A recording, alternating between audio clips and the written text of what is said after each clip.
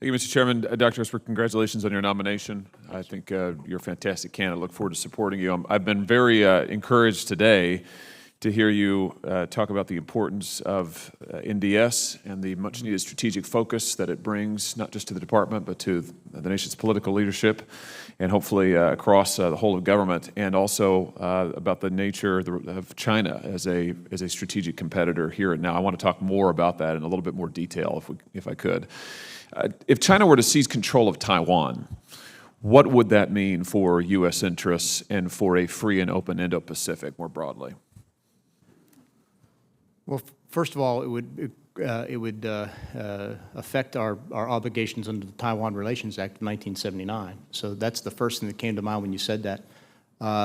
Clearly what it does is it signals, contrary to what the Chinese like to say, that they are willing to use force to get their way. It's something they promised. Obviously, they consider Taiwan a part of China. There are historical ties there, if you will, that they say, and cultural ones. But I think that would be that would really change the dynamics of the Pacific, and it would really cause a lot of concern to all their neighbors and partners for the reasons that we were discussing earlier. And by the way, I think that's part of what you see playing out in the streets of Hong Kong these days. Is a lot of concern about what's happening since China assumed control of Hong Kong in 1997.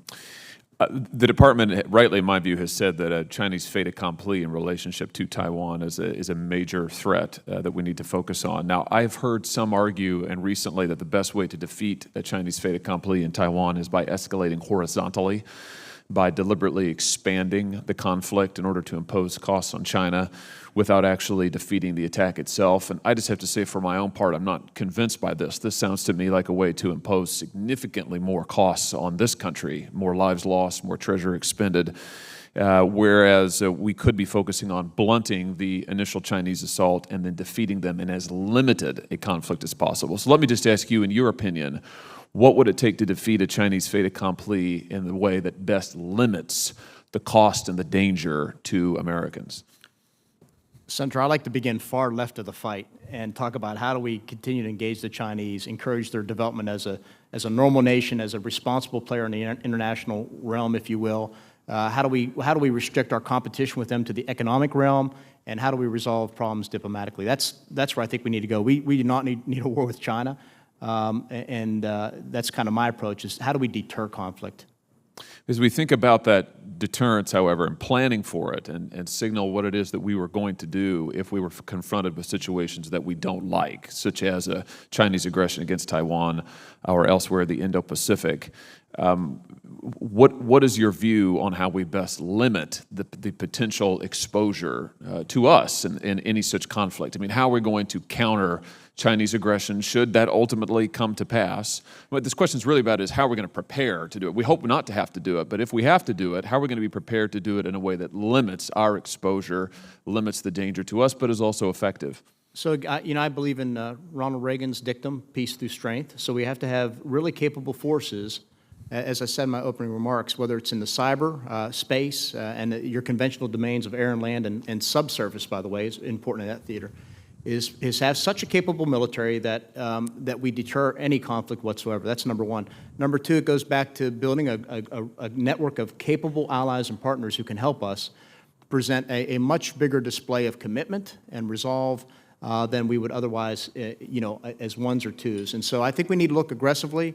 Again, where else we can develop relationships. That's one thing I hope to do is pursue, if confirmed, pursue new partnerships with countries like Indonesia, Vietnam, and others to really build a community of like-minded nations who aren't there to confront China, but to deter bad behavior and making sure we embrace and sustain the international rules-based order that has sustained us now for decades. By my count, over $20 billion has now been directed towards the European Deterrence Initiative, EDI, since fiscal year 2015. Would you support an initiative like EDI in the Indo-Pacific to make sure that Indo-PACOM has what it needs to address near-term operational shortfalls?